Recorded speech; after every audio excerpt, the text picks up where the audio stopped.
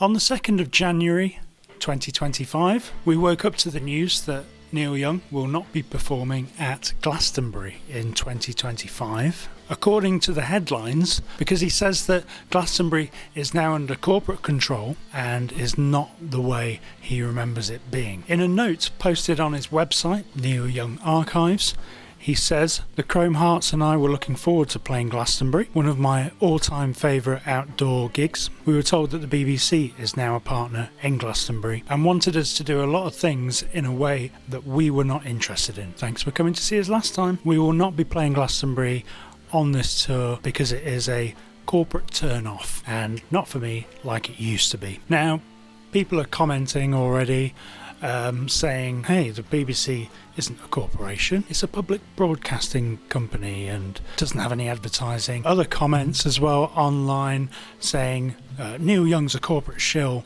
he's a hypocrite, he sold out years ago and all this kind of stuff. Well, I mean, to start with, let's look at the BBC. So the BBC, I mean, it literally is a corporation. So that's what the C stands for. As it says on Wikipedia, the BBC is a statutory corporation owned by the state, albeit independent in theory from direct government intervention. But it's not the simple fact that the BBC is a corporation that Neil has a problem with. The problem comes from, going by his statement, is that the BBC is a partner in the festival and wanted us to do a lot of things we weren't interested in doing. That's the key to his refusal. Now, I don't know what the BBC's demands were exactly. I would love to know, but knowing Neil, as I don't, but knowing what he's like, I can imagine it will most likely be something which in his view would detract from the music, whatever that may be. I don't know for sure, and it would be interesting to speculate, so I will be doing that. If you have any ideas or theories, please put them in the comments below. I suspect it might have something to do with the fact that the BBC owns the global rights for all Glastonbury footage. So any performance at Glastonbury is filmed by the BBC and they own the rights globally for those performances. Certain bands have limited what can be shown on TV. The Rolling Stones, I think, limited their performance to around 45 minutes that will be shown on the TV. So they probably cut a similar sort of, they probably had similar issues, but you didn't hear about them. They did a deal or whatever behind the scenes, whereas Neil Young has chosen just to say no deal. But let's be real, this is actually not the first time that Neil has had a run-in with the BBC. In the Neil Young biography, Shaky, he's quoted as saying, "We screwed the BBC once. I was going to do a couple of songs, and then when I got down there, they said the last song I would be doing would be while the credits were rolling at the end of the show. And I said, no, I can't do that. And they said, you will do that. And I said, no, I'm leaving. Fuck you people. I'm out of here." He says, "It was a live show and I just left." It doesn't say what year this was, and I'd be very interested to find out. If I'm guessing, I think it might have been the Jules Holland show, later with Jules Holland, although technically not live. They do roll the credits over the performer's last song.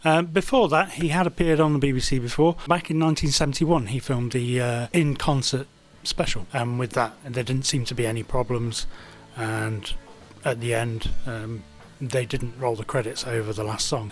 But it's not just the BBC that Neil Young's had some run-ins with.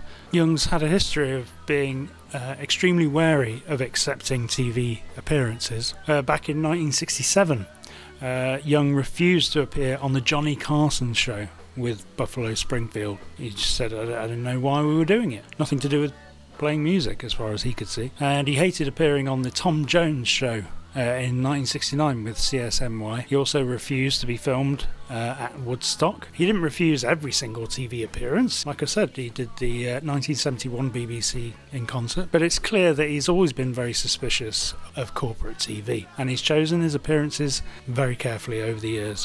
When he has appeared, for example on Saturday Night Live in 1989, performing Rockin' in the Free World, Young made sure that it was definitely not a phoned in performance, getting pumped up for the performance by lifting weights backstage just before they went on air, so that when they launched into the song, it was as if physically they were already halfway through a gig. Go and watch that performance on YouTube and see how much it absolutely cooks. Be great or be gone, that's the only way to do it. A high standard, emphasis on the music itself. These are things which Young always demands throughout his career and goes into TV land with the same attitude. If anything tries to get in the way of the music, he's out of there. Neil Young played Glastonbury back in 2009 with no issues, it seems. The BBC only got the rights to show a portion of his performance, but what was televised was amazing. It was one of his best performances, actually, I think. But the BBC has been in partnership with Glastonbury since 1997, so why the change of heart from Neil this time around? Well, going back to his statement, I would say that it's the simple fact that Young recognises that the festival is no longer what it once was, even from what it was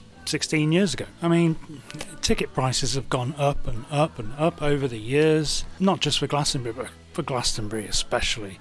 The ticket prices are ridiculous. The once freewheeling hippie festival has now turned into a jolly weekend away for the well-off middle-class music fan who can actually afford to go. Nothing wrong with that, if you're willing and able to spend literally hundreds of pounds to go to the festival. But Young is correct. It's simply not what it once was.